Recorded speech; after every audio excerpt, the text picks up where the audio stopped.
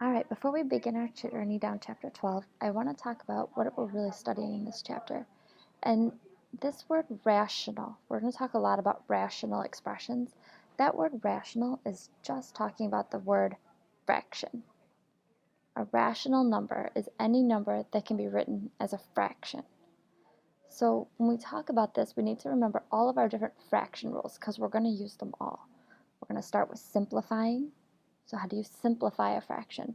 We're going to move into multiplying and dividing, and then we're going to work with adding and subtracting with fractions. So that's what we have in store for us. Let's go ahead and start with simplifying. And your first note is all about section 12.4 for simplifying rational expressions. Remember, fractions is all that is. Now I know you know how to do this problem, 12 over 36. Most of you are going to look at it and go, oh, it's 1/3. But I want to remind you about how you started talking about fractions when you first began this.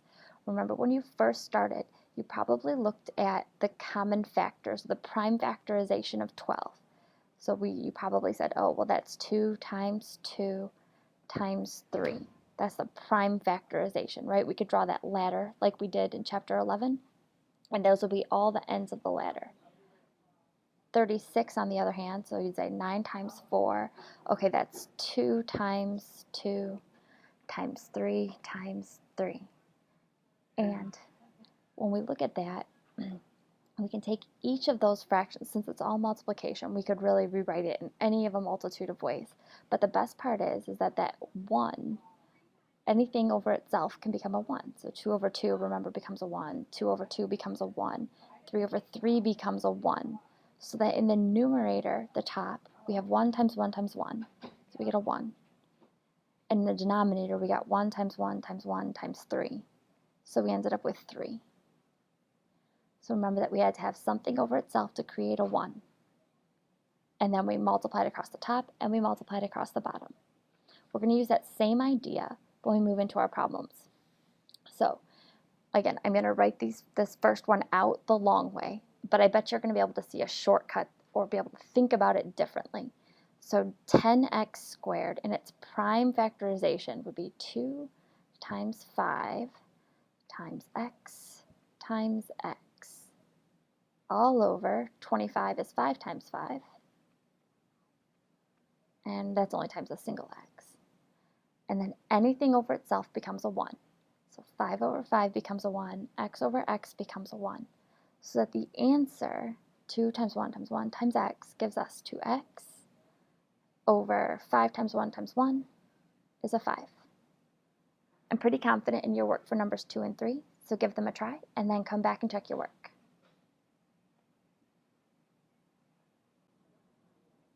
So as you're checking your work, I want to point out that in numbers 2 and 3, when I did my work, I didn't write it out like we did in number 1. I used my fraction simplifying rules, and I started crossing stuff out. It looks a little sloppy when you're doing it, but it tends to save you in having to write so much out when you're doing it. But if you prefer to see that 1 over 1 step, you can always do it. I just wanted you to see that you didn't have to. So hopefully you did just fine, and let's move to the next type. So what we're moving into is that now, instead of just having fractions, we're also going to have binomials. Remember that a binomial over itself is what creates a 1.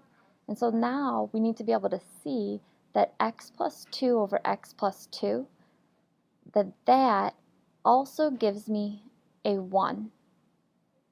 And since x minus 3 over x minus 1, those two binomials are not exactly the same, we can't simplify them, so that our answer becomes just x minus 3 over x minus 1.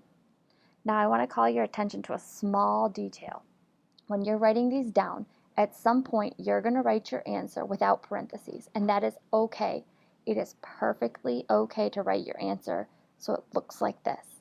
But just be cautious, because the common error that happens when you write your answer like this is people suddenly try to simplify x over x, and it just doesn't work, because this number this binomial is a subtraction, it's not a multiplication.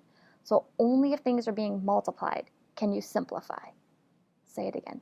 Only if things are multiplied, then they can be simplified. If it's an adding or a subtracting, then you can't do that. So when you look at number 5, you go ahead and you start simplifying, right? You can see that y plus 5 over y plus 5, those become a 1.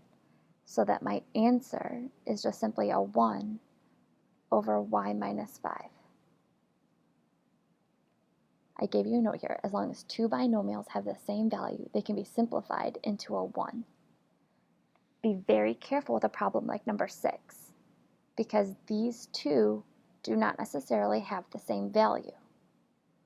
But we can make them have the same value. Whenever your subtraction is out of order, take an extra step and change it to be in order. I'm going to do it in 2 steps, but when you do it in your work, you can do it just in 1. I want to show you what happens and why it works. So we're going to keep our numerator just what it is. That's the quantity x minus 5. And in the denominator, I'm going to factor out, undistribute a negative 1. So I'm not changing its value, I'm just reformatting it. So that I need a negative 5 and I need a positive x. Remember, I can't change its value, I can only change its shape, right? So that a negative times a negative, yep, I still have a positive 5. A negative times a positive, yep, I still have a negative x. But with an addition, remember that I can always change the order of addition. So I'm going to go ahead and do that. So x minus 5 over negative 1 times x plus negative 5. Well, plus a negative, can't that just be subtraction? Yes. So that x minus 5 times the quantity, or not times the quantity, divided by the quantity, negative 1 times x minus 5. And now my two quantities are exactly the same. They have the same value, so they can be simplified. So x minus 5 over x minus 5 becomes a 1. So I now have 1 over negative 1, and I get a negative 1. So let's recap. With a subtraction, if it's out of order, I can undistribute a negative 1, and then I would be able to simplify. Or I can put it back in order, and hopefully I can simplify. So be cautious, those pop up in strange places. Now the catch-22 is that here with addition, x plus 5 and 5 plus x, well, they're exactly the same. You don't even have to do anything. You just have to know that it doesn't matter what order you add in. It does matter what order you subtract in, but it does not. So that x plus 5 over x plus 5 is equal to a 1.